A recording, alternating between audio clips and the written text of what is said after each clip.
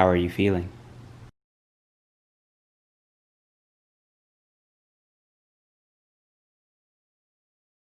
How are you really feeling?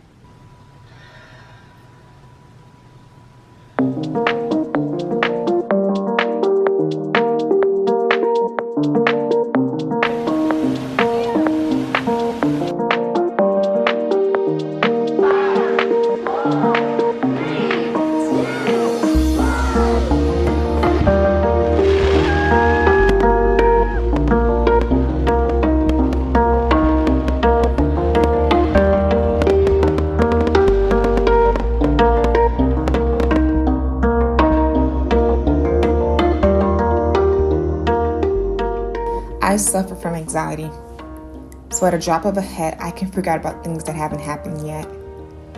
So it's important that I slow down, be in the right mind and heart space, and if needed, have someone to talk to. We live in a very busy world, and during the holiday season, it's amplified. Being busy has its advantages, but at any moment, if it becomes pervasive, affecting your health, your heart, your sleep, it can produce stress, anxiety, which ultimately produces being overwhelmed. In this video, I will be taking you through some fun, simple, relaxing, and creative activities that has helped me to regain enjoyment and the simple things of life. I hope you walk away adding a new tradition to your holiday season. For you, not for anybody else, but for you.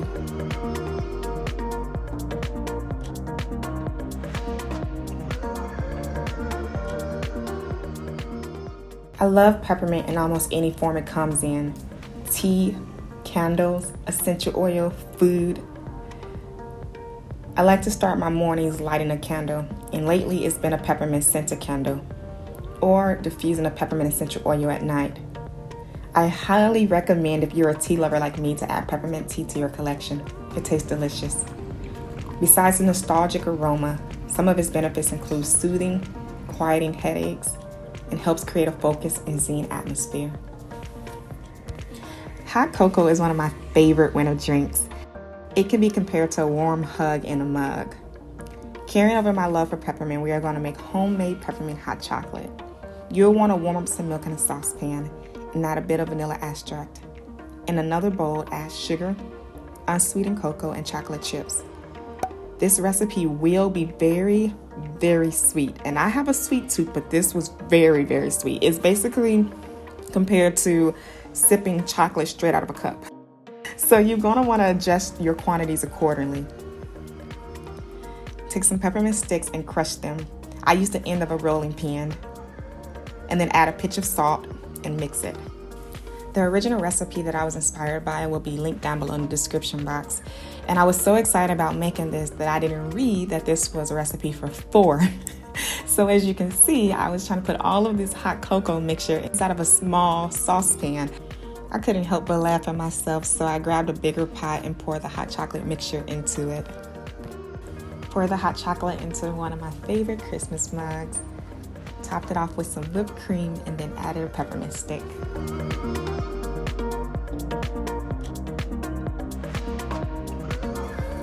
We were never created to do life alone. One of my favorite virtual forms of communicating has been through an app called Marco Polo. It's so convenient as you can leave video messages to family and friends no matter the length. So at any time you can rewatch them and return the message. I use this app faithfully, daily, to talk to my family and friends in Chicago, Arizona, LA. If you're ever just too busy to FaceTime in the moment, it's okay.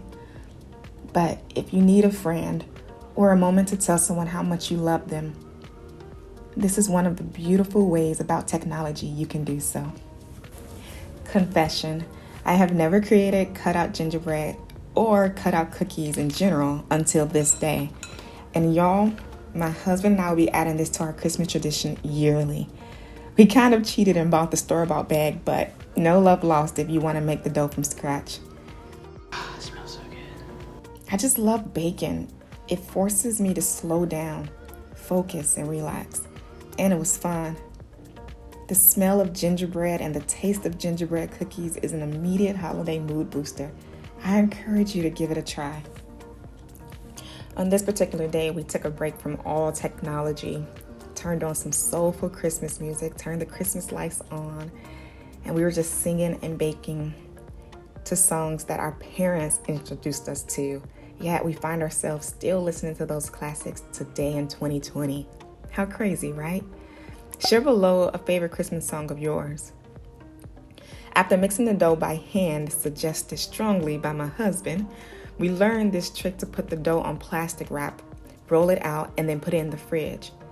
The ingredients recommended, I think, 10 to 20 minutes in the refrigerator. But we came to realize very quickly that the dough was sticking to the rolling pin because of how warm it was inside. So in true form, it was just like us to think that we could save the dough and rush adding the cutout shapes. But y'all, it was a mess. Can we save Texas? Babe, what is that in that corner? It's like the boogeyman. What is happening? We gotta roll that up. Like, what is happening? No, babe, I want to let them come out. Texas ain't looking like Texas either. What is that? At least y'all know this is my snowflake. He's like black power. I don't know what that is. Y'all see this creepy face? But no, is this Texas? Like, what happened? Something happened to Texas. Okay, well, let's see if they taste good. To say the least, they came out delicious. The day prior, I was trying to record it, and I started to get frustrated because the dough wasn't coming out well. And my husband said, just have fun. Don't try to perfect it. And I think sometimes we get so caught up in things looking perfect that we miss out on joy and laughter and the simple things of life. What y'all just saw was after he was like, just have fun. And so I encourage you to do the same. I got up the next morning, made the cookies again, taught myself that you have to leave the dough in there at least overnight and work quickly with the cutouts. And they did come out pretty. But in this lesson that I learned about perfection, now we have a Christmas memory of us making gingerbread cutout cookies for the first time, how they did not go out well, something that we can look back on for years to come. This was worth letting go of my pride and perfection and enjoying this moment for what it was.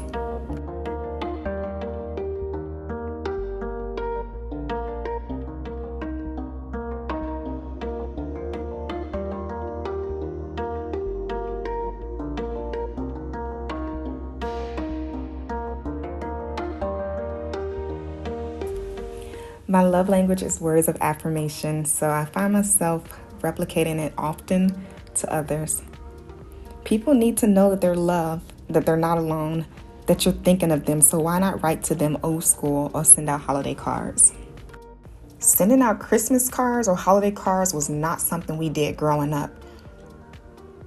I actually didn't even understand the importance of it until I got older. I knew that this process was important to me, so I set the festive mood, made a cup of hot chocolate, turned on a relaxing fireplace video from YouTube, the one with the crackling sound, and I took my time writing and sending out these holiday cards to family and friends. More than ever, I look forward to them getting mail from us, knowing that they've been on our hearts. My prayer and hope to you is that you know how much you matter. Y'all, life is so short, so I hope you can slow down and reach out to someone with a sweet gesture that will put a smile on their face.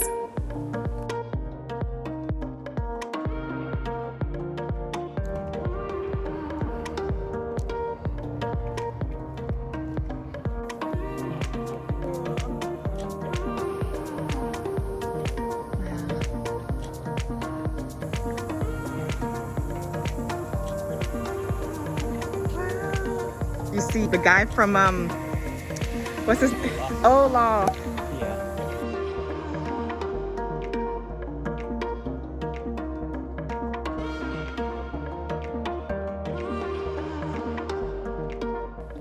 This last mindful activity is creating something. This DIY is simple and thoughtful.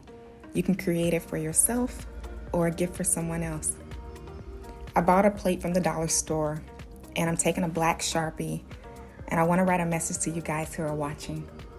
Let your heart be light.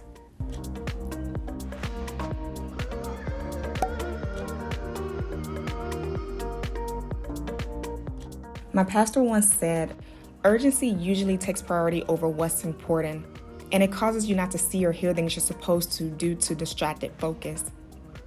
But those who hope in the Lord will renew their strength. Renew, refresh, revive, rebuild, restart, restore. My hope for you is that you trade whatever is so urgent right now for rest, for peace.